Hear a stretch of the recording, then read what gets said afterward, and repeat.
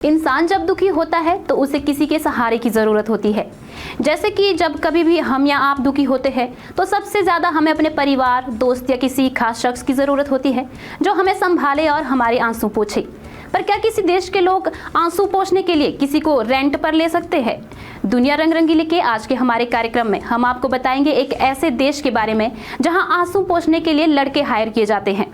यह सुनकर भले ही आपको अजीब लग रहा होगा, लेकिन यह सच है। इसे जानने के बाद आपको भी लग रहा होगा कि क्या उस देश के पास ज़्यादा पैसे हैं, इसीलिए वो आंसू पोंछने के लिए लोगों को किराए पर रखते हैं। दरअसल जापान में लोग आंसू पोंछने के लिए हैंडसम लड़के हायर करते हैं, लेकिन ऐसा जापान के हर घर में नहीं होता है।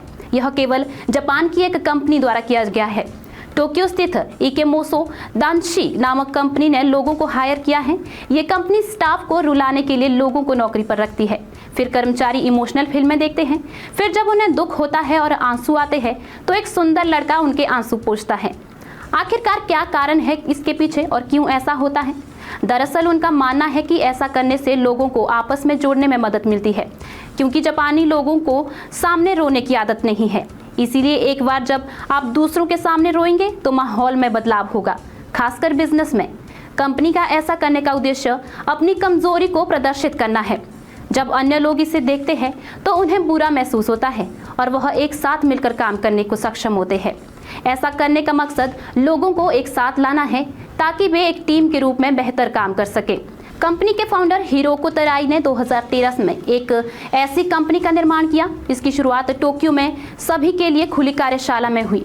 उनका मानना है कि जब उन्होंने यह काम शुरू किया तो लोग आते थे और एक साथ मिलकर रोते थे।